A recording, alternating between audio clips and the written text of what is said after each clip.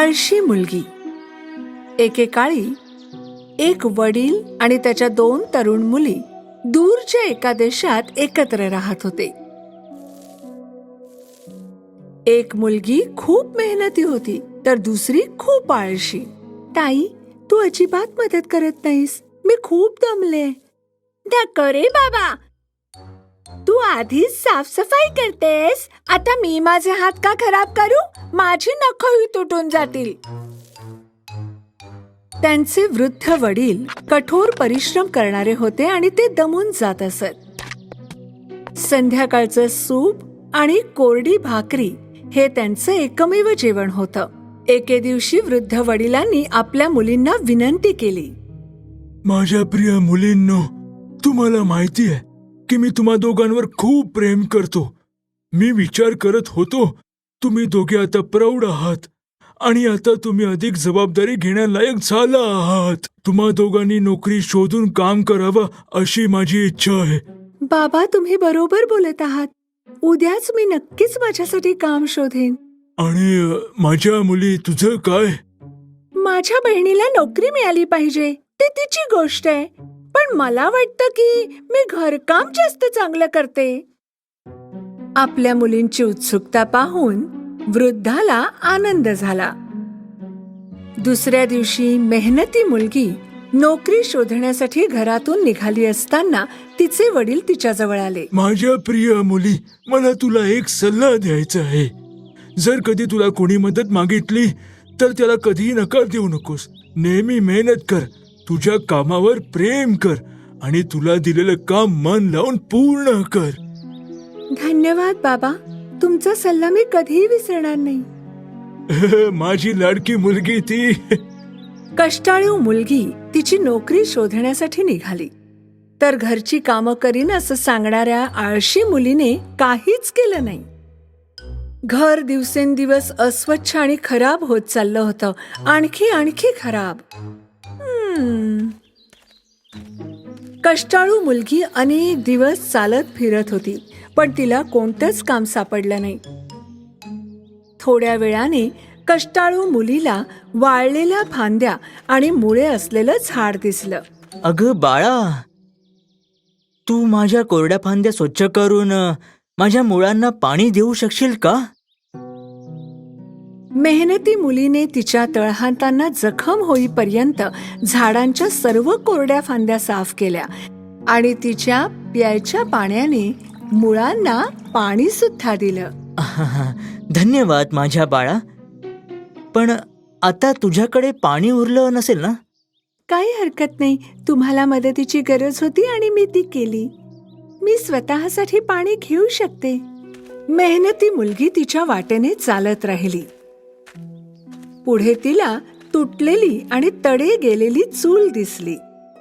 अगं सुंदर तरुणी, तू मला दुरुस्त करशील का, जेणेकरून मी चांगली दिसेन? मेहनती मुलीने तिच्याजवळ मुठभर माती घेतली आणि चुलीवरील सर्व भेगा बुजवल्या. धन्यवाद तरुण मुली, पण माझ्यामुळे तू खूप अस्वच्छ झालीयस. काही हरकत नाही. कपड्यांना काय महत्त्व द्यायचं? तुम्हाला मदत हवी होती ती मी केली. मेहनती मुलगी ती नवीन दिसणारी चूल मागे टाकून तिच्या वाटेने निघून गेली. थोड्या वेळाने एक सुंदर कोकरू तिला दिसलं, पण ते काळं होतं. डोक्यापासून पायापर्यंत कोळशासारखं काळं. हॅलो तरुण मुली, मी चुकून निखाऱ्यात चिरलो आणि घाण झालो. तू मला आंघोळ घालशील का? कष्टाळू मुलीने कोकरू तलावाजवळ धुतलं. कोकरू पूर्वीसारखं पांढरं झालं आणि चमकू लागलं. धन्यवाद, पण तू माझ्यामुळे भिजलीस. तुला मदत हवी होती आणि मी केली. मी आधीच खूप गलिच्छ होते, आता मी स्वच्छ झाले. कष्टाळू मुलगी तिच्या वाटेनं जात राहिली. अंधार पडला तेव्हा तिला एक सुंदर घर दिसलं. जिथे 7 पऱ्या राहत होत्या. मेहनती मुलगी आत आली. हॅलो, मी तुमच्या घरी परवानगीशिवाय आल्याबद्दल माफी मागते. मी एक तरुण मुलगी आहे. मी कामाच्या शोधात आहे. तुला हवं तर तू इथे काम करू शकतेस तरुणी. आमच्या घरात 7 खोल्या आहेत. तुला रोज फक्त 6 खोल्या स्वच्छ करायच्या आहेत. पण 7व्या खोलीत चुकूनही जाऊ नकोस हा. मेहनती मुलीने नोकरी स्वीकारली. पूर्ण वर्षभर परींनी सांगितल्याप्रमाणे ती रोज 6 खोल्या मेहनतीने साफ करत असे. तिने कधीच 7व्या खोलीत प्रवेश केला नाही. आणि जेव्हा तिच्याकडे पुरेसे पैसे गोळा झाले तेव्हा तिने परींना घरी परतण्याची परवानगी मागितली. नक्कीच तरुण मुली, तू घरी जाऊ शकतेस. मला आश्चर्य वाटतं की तू 7व्या खोलीत कधीच प्रवेश का केला नाहीस. मला माझ्या कामाचा अभिमान आहे. माझे वडील म्हणायचे की काहीही असो, आपलं काम व्यवस्थित करावं. मी इथे असताना माझं काम फक्त 6 खोल्या साफ करायचं होतं आणि मी तेच केलं. आम्हाला तुला तुझ्या प्रामाणिकपणाबद्दल आणि परिश्रमाबद्दल बक्षीस द्यायची इच्छा आहे. चल आमच्या बरोबर चल. परींनी तरुण मुलीला 7व्या खोलीत जाण्यास सांगितलं. मुलगी आत गेल्यावर तिला सोन्याची आणि चांदीची बरीच नाणी दिसली. आता तू या नाण्यांभोवती फिर आणि जी नाणी तुला चिकटतील ती तुझीच होतील. मेहनती मुलगी नाण्यांमध्ये डावीकडे आणि उजवीकडे फिरू लागली.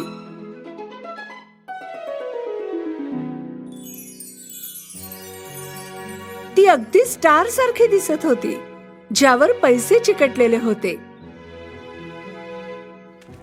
मग मेहनती मुलगी पर्यांना सोडून घरी परतू लागली. वाटेत तिला कोकरू भेटलं, ज्याला तिने अंघोळ घातली होती.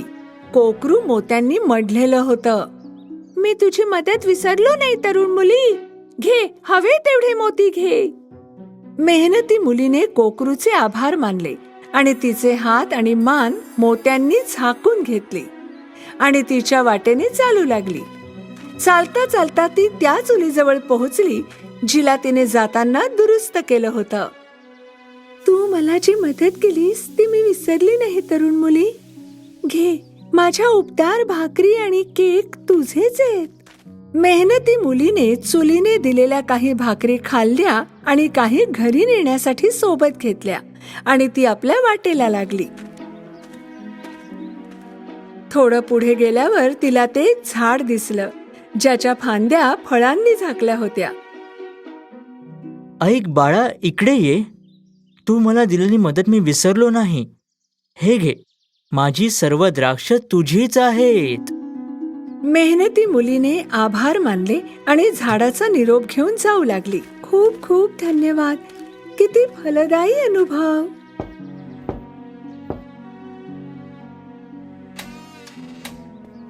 तिच्या वडिलांनी आणि आळशी बहिणीने तिचे दारात स्वागत केले. मुलीचं गाठोडं सोन्या मोत्यांनी भरलेलं होतं. आपली बहीण इतकी श्रीमंत झाली हे पाहून आळशी बहिणीला खूप हेवा वाटला. ती नाणी बघ. मला नोकरी मिळवण्यासाठी श्रीमंत कुटुंब शोधायला हवं. जर माझ्या बहिणीकडे मोती असतील तर मला पन्ना मिळेल. आळशी मुलीने तिच्या वडिलांना सांगितलं की ती नोकरी शोधण्यासाठी घर सोडणार आहे. ठीक आहे माझ्या मुली, पण तुला घरी काम करता येत नाही, मग तुला बाहेर कसं काम मिळेल? वडिलांचं बोलणं पूर्ण होण्याआधीच आळशी मुलगी निघून गेली. ती रात्रंदिवस चालत होती. थोडं पुढे गेल्यावर सुकलेल्या फांद्या असलेलं झाड तिला दिसलं. झाडाने मुलीला मदत मागितली. कशी आहेस तरुण मुली? तू मला मदत करशील का? मी या उन्हात तुला मदत करू शकत नाही. माझे केस खराब होतील. बाय. आळशी मुलगी पुढे गेली. थोडं पुढे गेल्यावर एक तडा गेलेली आणि तुटलेली चूल तिला दिसली. चुलीने तिच्याकडे मदत मागितली. मी माझे पातळ आणि नाजूक हात तुझ्यासाठी घाण करू शकत नाही. माझं नेल पॉलिश खराब होईल. बाय. आळशी मुलीने चुलीलाही मदत केली नाही. मग तिला काळ्या कोळशासारखं कोकरू दिसलं. कोकरूनेही तिला अंघोळ घालायला सांगितली. शी, माझ्या मार्गातून बाजूला हो काळुंद्र्या. आळशी मुलगी पळून गेली. काय आळशी कोकरू आहे, स्वतःला धुता येत नाही. आणि आळशी मुलगी लवकरच एका मोठ्या घराजवळ आली. आळशी मुलीने याचा फायदा घेतला आणि घराच्या मालक असलेल्या 7 परींकडे काम मागितलं. मुख्य परीने तिला वर्षभर राहून फक्त 6 खोल्या स्वच्छ करायला सांगितल्या. तरुणी, विसरू नकोस, तू कधीही 7व्या खोलीत प्रवेश करायचा नाहीस. आळशी मुलीने अनेक महिने मनाविरुद्ध 6 खोल्या साफ केल्या. पण एक दिवस तिने उत्सुकतेने 7व्या खोलीत प्रवेश केलाच. सोन्या चांदीच्या नाण्यांऐवजी आतमध्ये मधमाशा आणि वटवाघळं होती. मधमाशांनी आळशी मुलीला अशा प्रकारे डंख मारला की तिला सर्वत्र जखमा झाल्या. ती खूप दुखावली होती. मुलगी लगेच तिथून निघून घराकडे पळू लागली. ती धावत असताना तिला कोकरू दिसलं, ज्याच्या मदतीला तिने नकार दिला होता. कोकरू मोत्यांनी मढलेलं होतं. मुलीला काही मोती घेण्यासाठी कोकरू पकडायचं होतं, पण कोकरू तिच्यापासून पळून गेलं. मुलगी चालत राहिली. ती खूप दमली होती. त्याच क्षणी तिला चूल दिसली. तिने मदतीची विनंती नाकारली होती. चुलीवर ताज्या उबदार भाकरी होत्या. जेव्हा मुलगी भाकरीचा तुकडा घ्यायला गेली तेव्हा चूल गरम झाली आणि आळशी मुलीचे हात भाजले.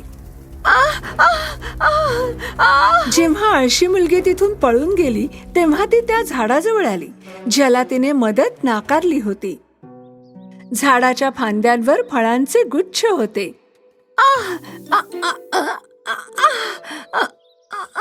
जेव्हा आळशी मुलीने काही द्राक्ष घ्यायचा प्रयत्न केला तेव्हा झाड उजवीकडे झुकलं. मुलगी उजवीकडे धावली, पण झाड यावेळी डावीकडे झुकलं.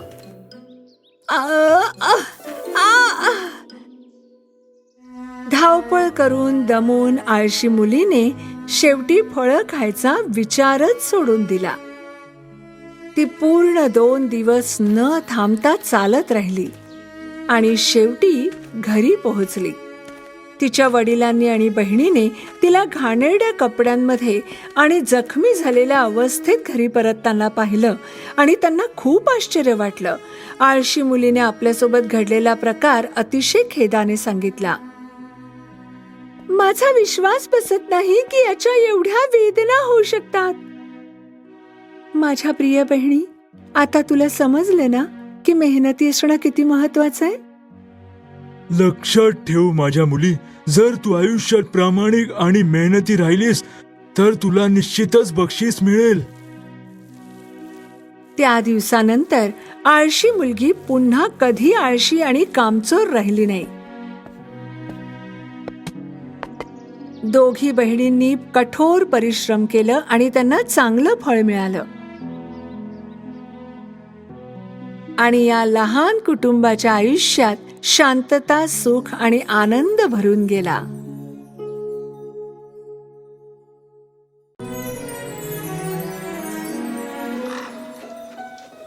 खूप वर्षांपूर्वी एक राज्य होतं. सगळीकडे आनंदी आनंद होता.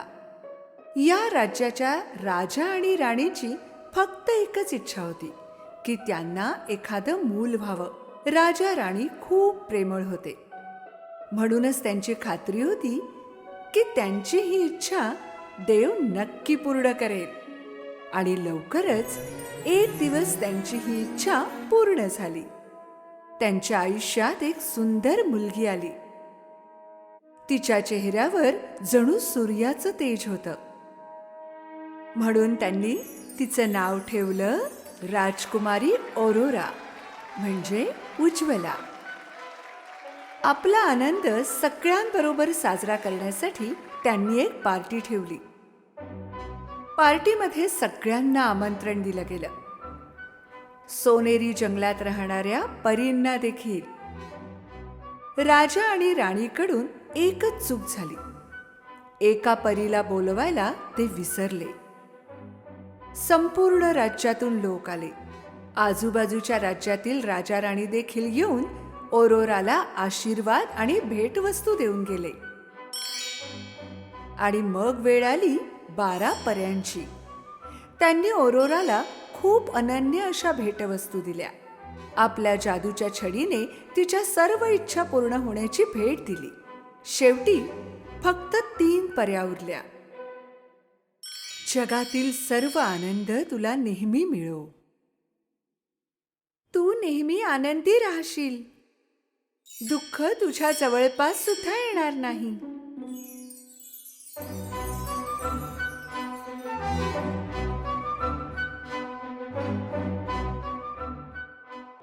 जशी शेवटच्या परीची वेळ आली, काहीतरी विचित्र घडलं. सगळीकडे हिरव्या रंगाचा धूर पसरू लागला.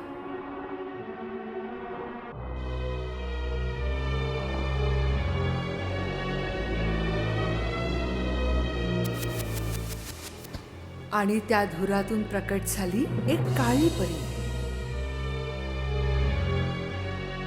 राजाने विचारलं, ही कोण आहे जिने कार्यक्रम थांबवला? तिन्ही परींनी सांगितलं की ही निष्ठुर हृदयाची काळी परी आहे. महाराज, तुम्ही तर सगळ्यांना बोलवलं होतं पार्टीला. या राज्यातील प्रत्येक व्यक्तीला, बाहेरील तुमच्या मित्रांना आणि या परींना देखील, पण मला नाही बोलवलं. राजाने काळ्या परीची माफी मागितली. हरकत नाही, मी आलेच आहे, तर राजकुमारीला भेटवस्तू दिल्याशिवाय कशी बरं जाईल?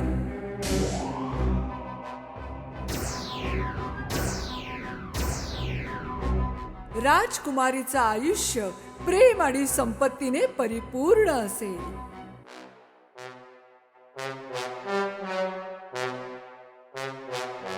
पण तिच्या 16व्या वाढदिवशी सूर्य अस्ताला जाण्यापूर्वी हिला एक सुई टोचेल आणि हिचा मृत्यू होईल. पकडा हिला आणि कारागृहात टाका. राजा रागाने ओरडला, पण काळी परी हसत हसत अदृश्य झाली.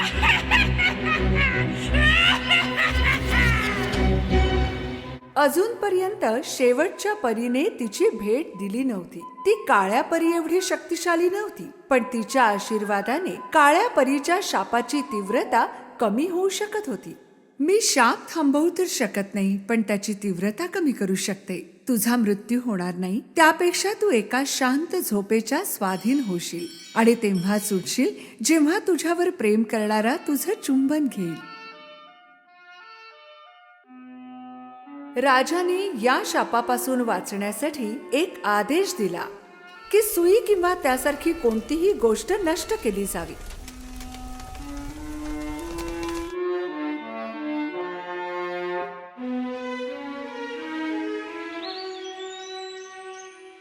पर्यांच्या आशीर्वादाने राजकुमारी अरोरा खूप सुंदर रूपात मोठी होत होती. एक दिवस राजाने तिन्ही परींना राजकुमारीची काळजी घेण्याचा आदेश दिला. हे जरा कठीण होतं, कारण अरोरा कुणाच्याच हाती लागत नसे. पण त्यांच्याच मदतीने अरोरा दिवसेंदिवस सुंदर तरुणी दिसू लागली होती. पाहता पाहता राजकुमारी अरोराचा 16वा वाढदिवस आला. सूर्याचा अस्त झाल्याबरोबर काळ्या परीचा शाप खरा होणार होता. असं घडू नये यासाठी राजा राणीने सगळं काही केलं, पण त्यांच्या हाती काहीच नव्हतं.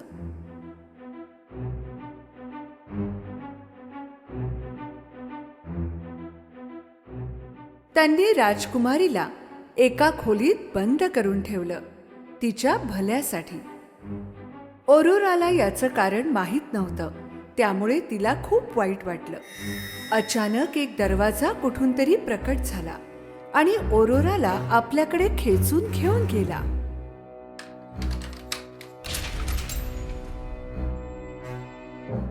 दरवाजा उघडला आणि ती तिच्या धुंदीत त्याच्या आत जात राहिली आणि तिला एक बाई शिवत असलेली दिसली. त्याच धुंदीत ओरोराने सुईकडे आपला हात नेला. सूर्य अस्त झाल्याबरोबर काळ्या परीचा शाप खरा झाला आणि ओरोराचा हात सुईला टोचला गेला. ओरोरा बेशुद्ध होऊन पडली. एका शांत झोपेच्या स्वाधीन झाली.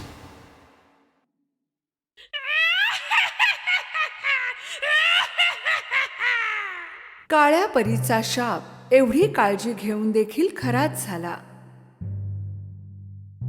तिला सुंदर कपडे घालून फुलांच्या गादीवर झोपवलं गेलं. तेव्हापासूनच ओरोराला स्लीपिंग ब्युटी म्हटलं जाऊ लागलं.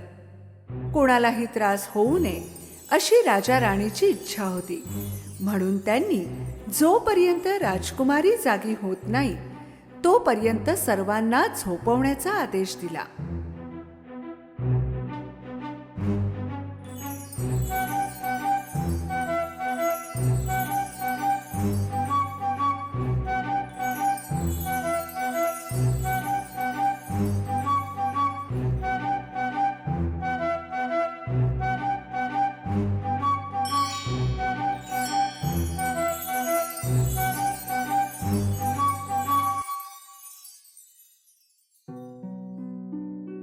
शंभर वर्ष झाली. एक दिवस एक राजबिंड राजकुमार तेथून जात होता आणि त्याला हा महाल दिसला, ज्याच्या समोर खूप झाडे झुडपे वाढलेली होती. शिपायांनी त्याला हा महाल आणि स्लीपिंग ब्युटीची कथा सांगितली. राजकुमाराला हे खूप आकर्षक वाटलं आणि त्याने आत जाण्याचा निर्णय घेतला. झाडे झुडपे एवढे दाट होते की राजकुमाराला ते कापत कापत रस्ता तयार करावा लागला. शेवटी जेव्हा राजकुमार दरवाजाजवळ पोहोचला, त्याला 2 शिपाई झोपलेले दिसले. दरवाजा उघडून आत पाहताच तो चकित झाला. सगळीकडे झोपलेले लोक होते. फिरत फिरत तो राजाच्या खोलीजवळ आला. राजा आणि राणी देखील त्यांच्या सोफ्यावर झोपले होते आणि मग एका अर्धवट उघड्या दरवाजातून त्याला ती दिसली, जिला तो शोधत होता, स्लीपिंग ब्युटी, जी एका फुलांच्या गादीवर गाढ झोपेत होती. राजकुमार तिच्या जवळ जाऊन बसला आणि राजकुमारीच्या कानात म्हणाला, तर तू आहेस ती स्लीपिंग ब्युटी. किती सुंदर आहेस तू. त्याला ती खूप आवडली आणि त्याने तिच्या कपाळाचं चुंबन घेतलं आणि तेव्हाच राजकुमारीने डोळे उघडले आणि समोर एक राजबिंडा राजकुमार पाहिला. ती जागी झाल्याबरोबर महालातील सगळे जागे झाले. 100 वर्षांच्या गाढ झोपेतून राजा राणीला विश्वास बसेना.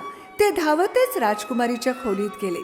जेव्हा त्यांना त्यांची मुलगी समोर दिसली, त्यांचा आनंद गगनात मावेना.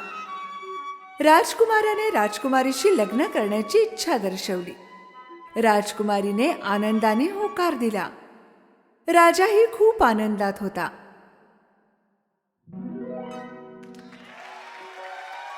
खूप धूमधडाक्यात त्यांचं लग्न झालं आणि ते नेहमी आनंदात राहिले.